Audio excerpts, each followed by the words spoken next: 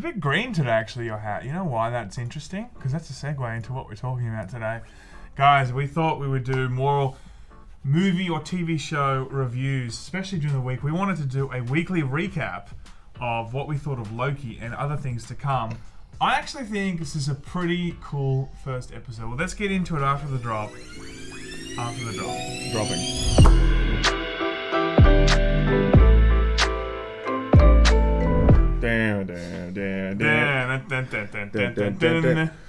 Alright, so you've seen all the Thors. Yeah, I Thor them. Terrible.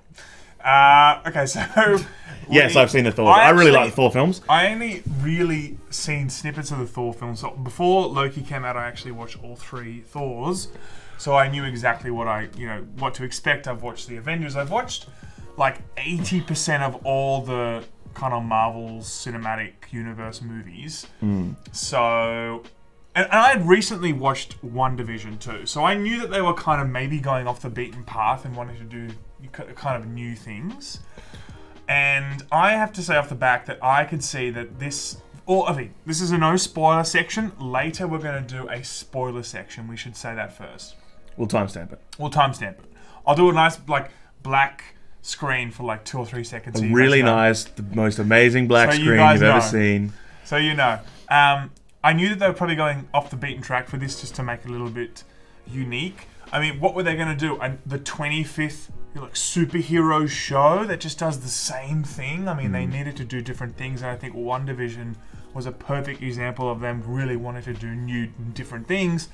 And this, off the back, feels a bit like, as you said in the phone, a little bit Joker-esque psychologically, but with a bit more lighter humor. It's a lot more of a psychological unpacking of Loki, I find. Yeah, look, I off the bat will say that I really like this episode a lot.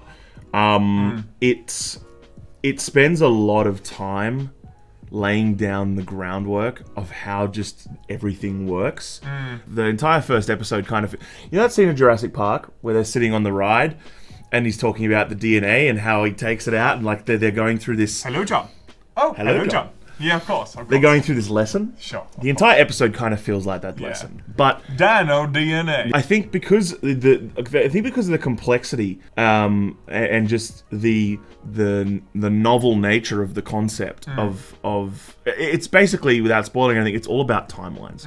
And so and Avengers and Marvel have already done that, so they needed to do something a little bit different with this. Otherwise, it was just going to feel like an Avengers movie. Yeah, so I think what they're doing with the timeline is really interesting. The setting is amazing. The performances are incredible. Tom Hiddleston, he is unbelievable. Yeah. He is an incredible actor. He was originally going to be Thor, you know that? I didn't know that. Anyway, look, long story short, I'm glad that he got his time to shine. Yeah. He was originally given the part, then Chris Hemsworth's manager was like, actually, can Chris just give this a go? And actually took the part off Tom. So Tom was originally going to be Thor, so I'm glad that he's actually getting his own feature show now. And I wouldn't say that I'm an MCU buff. I like the MCU. I've pretty much seen all of the films. Yeah. The only ones I haven't seen is Ant-Man. Me neither, actually. Yeah, I just never got around to it. Anyway, I think out of all the characters in the MCU, Loki is my favorite. And every single time that he was on screen in the Avengers films, and Thor is my favorite sort of category of the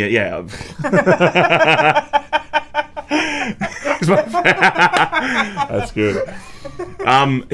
Thor is my favorite set of films. Probably Iron Man 1 is my favorite of all of them, but then I'd say Thor as a set is my favorite. I love the setting, I love the characters, and particularly I love Loki.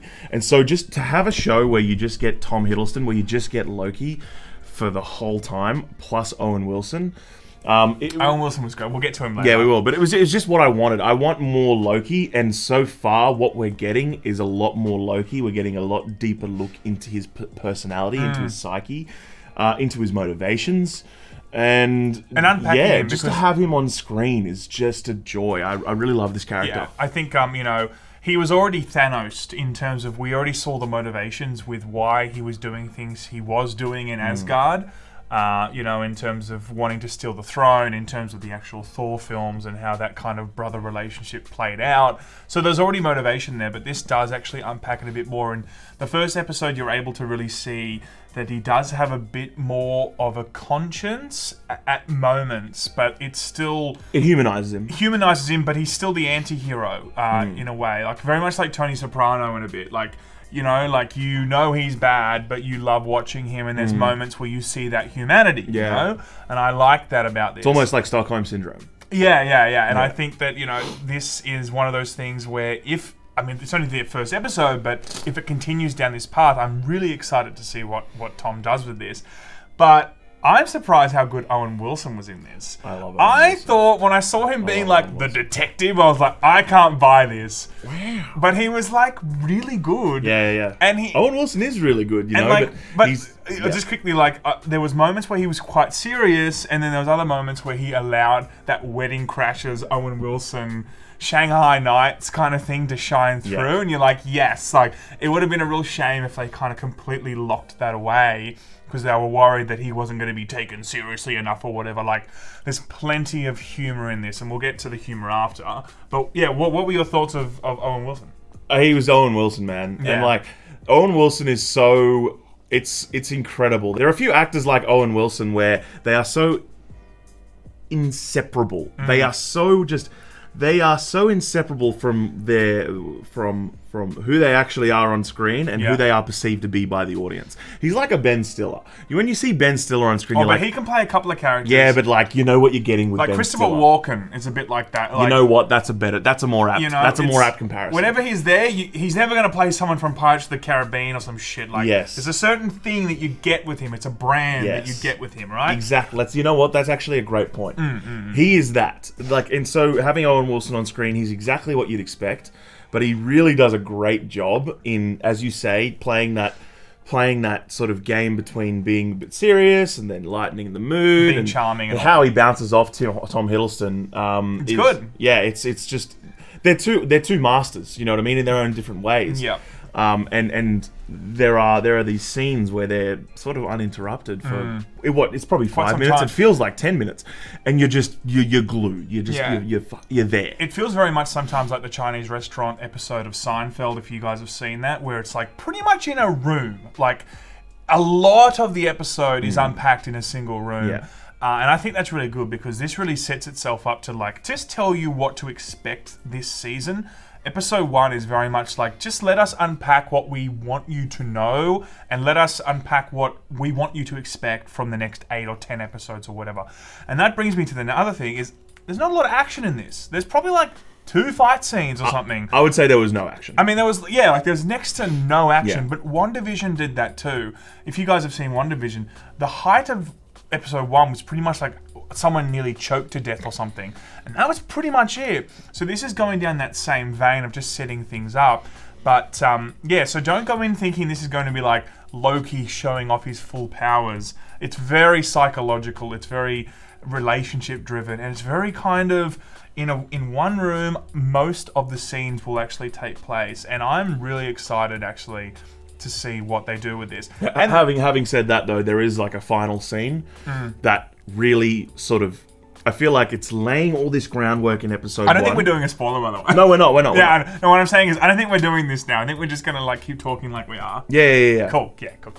As long as you guys are enjoying it, go. Yeah, I like what it does is it's as I said earlier, everything needs to be explained. So Marvel really take the time to explain it. The entire episode is just explaining how things work. And then there's this final scene where it's almost thanks for sticking with us. Next episode, shit's gonna hit the fan.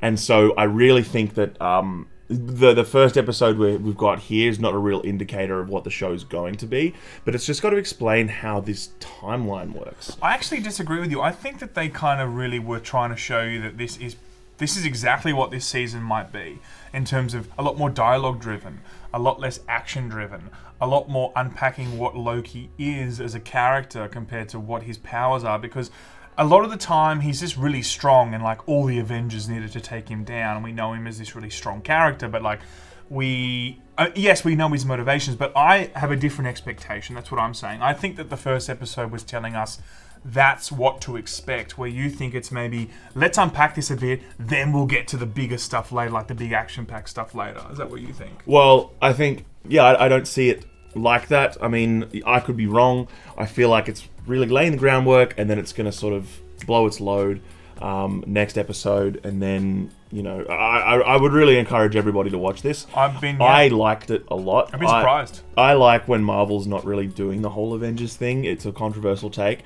But I prefer a deeper dive into a single character than how they all mesh together. It's just a personal preference. Like Black Panther, for instance. Did you see Black Panther? No, but it's a bit more of an intimate experience. But there's plenty of action and all that kind of stuff. But it's very much about let's unpack some stuff instead of unpacking 7 characters or something.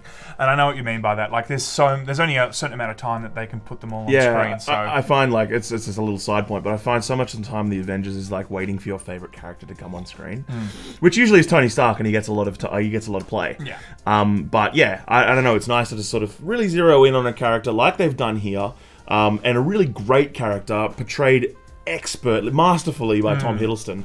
And yeah, look, it's really left me wanting more. I can't wait till next week. And we will do another one next week. Yeah, I think we'll if you guys like this, then we want to continue doing more of this kind of stuff. We actually thought that this would be fun. So let us know what you guys think, and we will see you guys next time. Laymen out.